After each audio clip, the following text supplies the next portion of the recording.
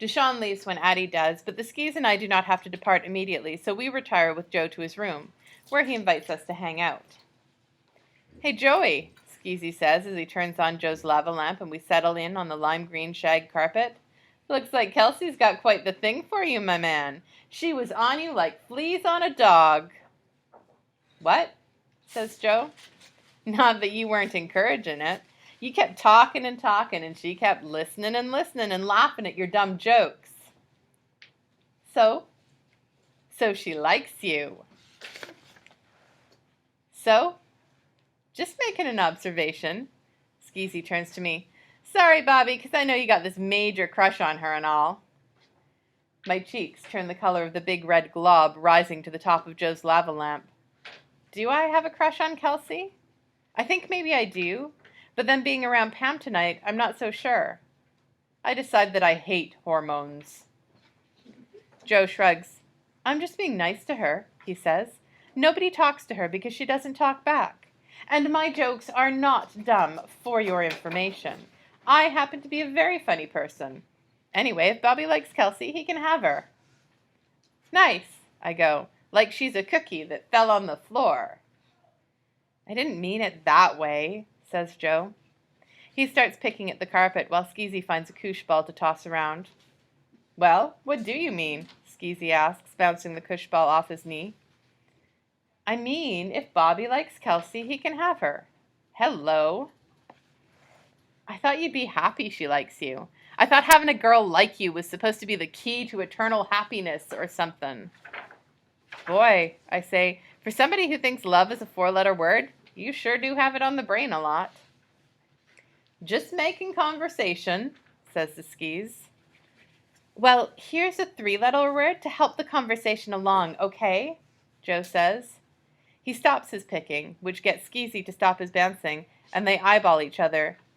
G-A-Y. "Huh?"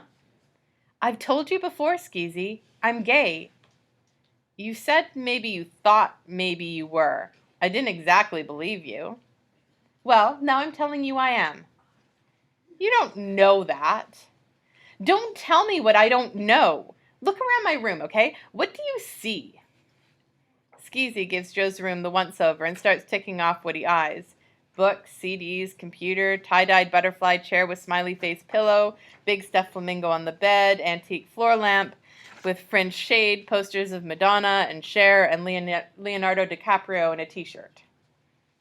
"So," he says when he's done taking inventory, "so you're a little weird. We all are, that's why we're friends." "There are different shades of weird, Skeezy. Mine's pink." "Look," Skeezy says, "I know you're kind of girly, no offense, but that doesn't mean you have to like boys." "True," says Joe. "So how do you know you do?" Skeezy asks. "How do you know you like girls?" Joe throws back at him. Skeezy laughs. "I don't like girls. I mean, I don't like girls right now, but I like looking at them and all. And I guess maybe one day. Geez, I don't know how I know, Joe. I just do. I don't have to think about it." "Well," says Joe, "that's how it is with me and boys. I don't have to think about it." This stops Skeezy cold, and he resumes his koosh ball tossing. I can tell he's thinking by the way his face is all scrunched up. Finally, he says, "What do your mom and dad say about it?" Joe shrugs. "I've never come right out and told them I'm gay, but I think they know. I mean, they're not stupid. No offense." "None taken," Skeezy says. "They've always just let me be myself, you know? Playing with dolls and dressing up and all that, they never told me it was wrong. Of course, they never told me it was right, either. So I worried a lot, especially about my dad. I figured he probably wanted a son who was a lot more like Jeff. It was Pam who helped me see that Mom and Dad were letting me be who I was, instead of trying to make me into something else. She told me that was just about the best kind of love anybody could give anybody." Skeezy nods. "Your parents are all right," he says. "Still, it's got to be tough, being gay and all." "Why do you think that?"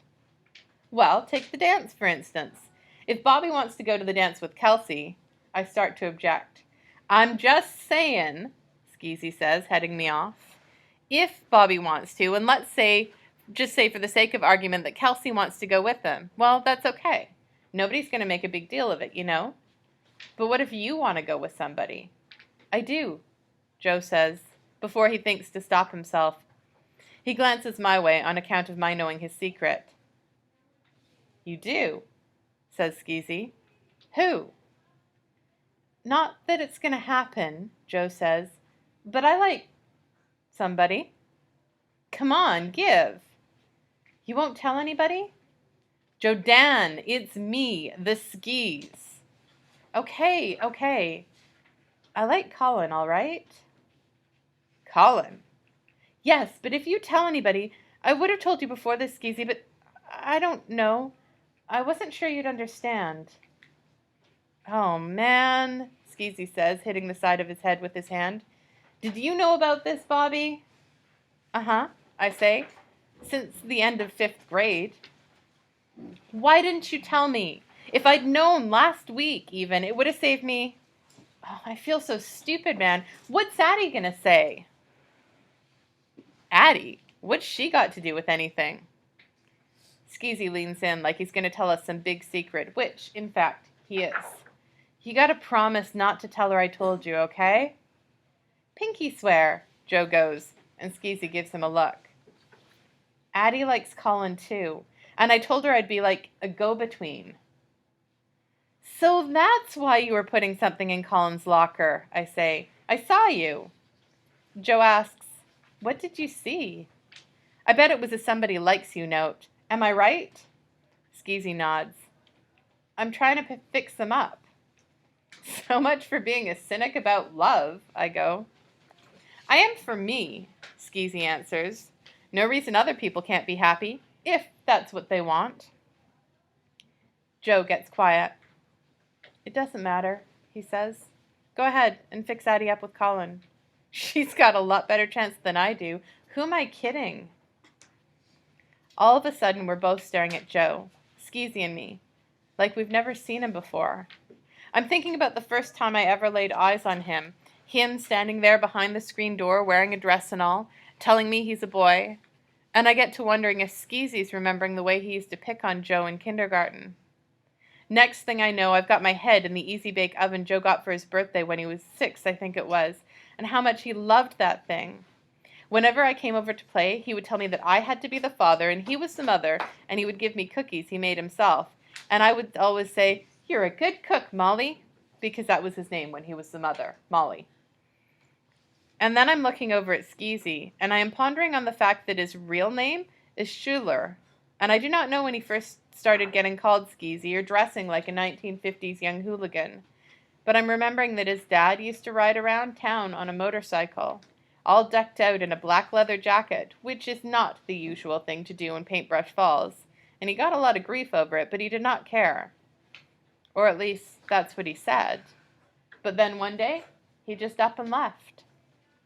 And then there's me, pork chop, roly-poly, fluff. And I'm thinking there's a lot more to all of us than the names we're called or what we show on the outside. Can I tell you guys something? Joe says. Will you promise not to laugh at me or say it's gross? Promise, I say, and Skeezy goes, pinky swear, and smiles. You know what I want more than anything? I'm guessing by the way he takes a deep breath that the answer to this is not to be found in any of Joe's usual wish list categories, such as home decor or celebrities I'd most like to be stuck on a deserted island with. I think about this a lot, but I've never told anybody, not Aunt Pam or anybody. What I want more than anything is to hold hands with someone I like. Joe pulls his knees up then, sharp, and crosses his arms over them so he can lay down his head. Like now that he's told us this terrible secret, he doesn't want to see our faces telling him what we think. Does that gross you out? He asks from the inside of his folded up arms. No, I go, and so does the Skis. If that's how you feel, then you should just go for it, man, says Skeezy, getting all serious. I mean, you're a pretty outrageous character, Jodan. I've never seen you exactly lacking for nerve. Joe lifts his head. Right. Can you see me walking down the hall, holding hands with Colin the way Brittany holds hands with Will, or Sarah with Justin? Not that I'm saying Colin would want to or anything, but it's not fair. Skeezy nods. Hey, you know what this makes me think of? Remember that time when we were in first grade, I think it was, and we went on that field trip over to Saratoga? Uh-huh. You put a worm in my chocolate milk. I wasn't thinking about that part, goes to Skeez. And if it helps any, sorry about that. It helps, says Joe. So what part were you thinking of? I was thinking when we were walking down the street that time, remember? After we got off the bus? You had to hold your buddy's hands, and you and I were buddies, remember? Joe nods.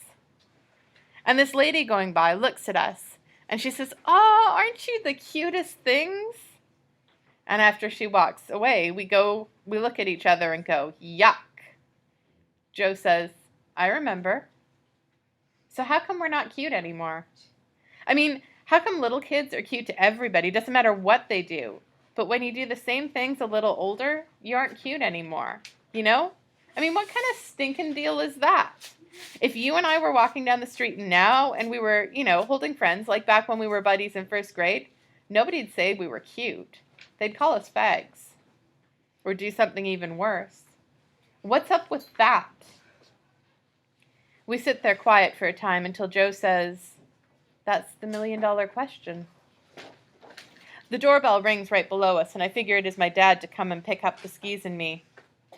"Promise you won't tell anybody about Colin," Joe says as we're standing up, and Skeezy tosses him the koosh ball.